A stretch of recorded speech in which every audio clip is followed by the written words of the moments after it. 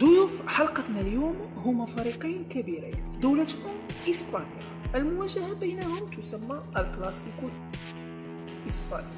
هما الممثل الأول للعاصمة المدريدية ريال مدريد، والممثل إقليم كاتالونيا FC برشلونة.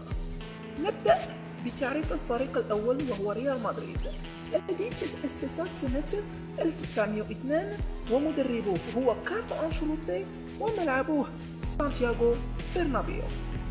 الفريق الثاني هو FC برشلونة تأسست سنة 1899 ومدربه لويس أنريكي وملعبه الكامب نو. نمر الآن إلى المقارنة بين الفريقين. أكبر فوز في تاريخ الكلاسيكو في حوزة ريال مدريد ب11 هدف لواحد بكأس الملك، وأكبر فوز لبرشلونة كان 7-2 في الدوري، وأكبر تعادل هو 6-6 بين الفريقين. سجل في الكلاسيكو هو ليو ميسي ب21 هدف، وكذلك 21 هو رقم أسرع هدف لبنزيما هو في 21 ثانية. وأكثر مشاركة في الكلاسيكو هو مانويل سانشيز ب43 لقاء. المواجهات بين الفريقين: من أصل 229 مباراة فاز الريال ب92 مباراة وفاز برشلونة ب88، وتعادل الفريقين ب48 مباراة. ونلاحظ تفوق ريال مدريد ب4 مواجهات. نمر الآن لألقاب الفريقين. في البطولات المحلية وبالضبط في الدوري الإسباني هناك سيطرة مدريدية ب32 لقب، في المقابل البارسا لديها فقط 22 لقب بفارق 10 ألقاب كاملة.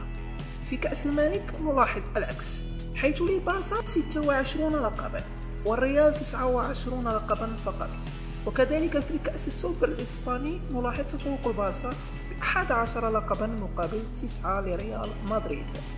وفي البطولات الدولية نلاحظ أن ريال مدريد لديه 10 ألقاب في دوري أبطال أوروبا، ويتفوق كثيرا على برشلونة الذي لديه 4 ألقاب فقط. وفي كأس الاتحاد الأوروبي نجد أن للريال لقبين وللبارسا ولا لقب. في كأس السوبر الأوروبي عند البارسا 4 ألقاب متفوقة على الريال الذي لديه فقط لقبين. وفي كأس العالم للأندية نلاحظ تفوق للبارسا الذي لديه لقبان مقابل لقب واحد لريال مدريد. نجمي الفريقين هما الأسطورة ليو ميسي الحاصل على 4 كرات ذهبية، وفي هذا الموسم سجل 32 هدف من أصل 27 مقابلة. هذا من جهة. من جهة أخرى نجد القائد كريستيانو رونالدو الحاصل على 3 كرات ذهبية في مسيرته، وفي هذا الموسم سجل 30 هدف من أصل 24 مقابلة فقط. فارق الأهداف هو هدفين لصالح ليو ميسي. فهل سيحافظ ميسي على تفوقه في الكلاسيكو ويهمن على قائمة هدافي الدوري، أو لكريستيانو نظر آخر؟ لا تنسوا الاشتراك في القناة